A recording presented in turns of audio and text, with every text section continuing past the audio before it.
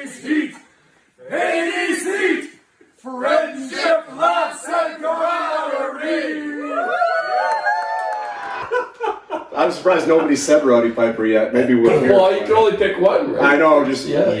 Oh yeah, so good. I'd be hard pressed to pick 10 of my favourites. Like there's so you'd be leaving so many out, but one's really hard. And it is my one.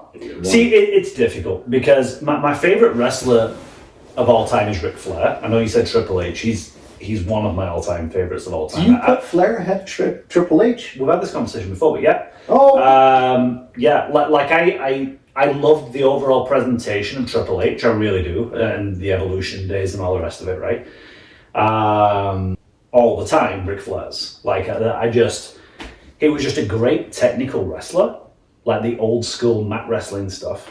And just the amount of comedy he put into his matches as well, right? Like with his low blows and and then he'd try to give someone the old chest chop or whatever, and then it would be someone jacked up like Goldberg or whatever, and then he'd be just look at him like that didn't affect me at all. Like, no, and he'd get down on his knees and then he'd give him a low blow and just things like that. Like he was just so good. Great. Like when he get Irish whipped into the turnbuckle, and then he'd do that whole flip over thing, and then he'd quickly run along the rope, and then he'd try and get on the next turnbuckle over, and then they'd just throw him off, and he never landed a move. I don't think he ever landed that. No. No. And what was he going to do? A double axe handle? Yeah. I don't think he knows. I'm just going to take a bump.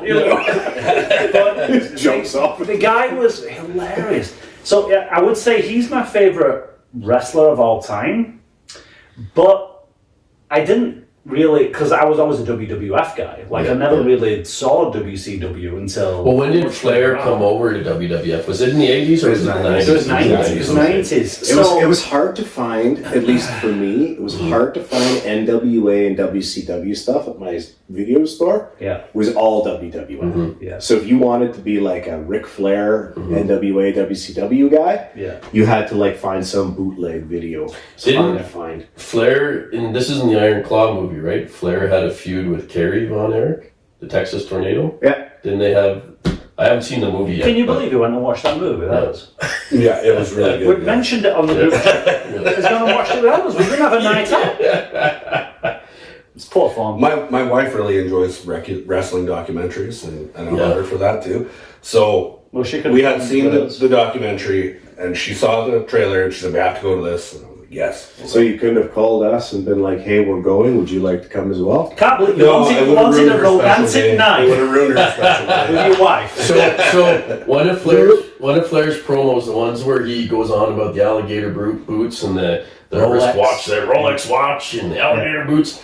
It's there's an NFL team that was doing that in their locker room, and they were getting each other all psyched up, and you can pull it up on YouTube. Just put Is that where it is the Learjet ride and all? Yeah. And so this NFL football team would do that before their match and get each other all fired up. And I'm sure you can find a clip of that too. It's absolutely hilarious. Yeah.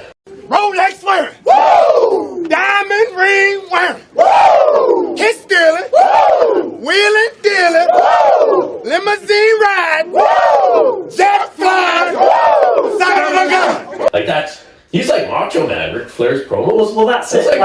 So I would say Macho, and this is why it's so difficult for me, because Macho Man in the 80s was the best there was at promos.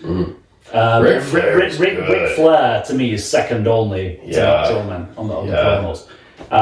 So if I can't have Ric Flair because I didn't get to know him until the 90s, I would, and I can't have Macho Man because it's already been said. I don't want to double up. So I will then go with Hulk Hogan. Just heat.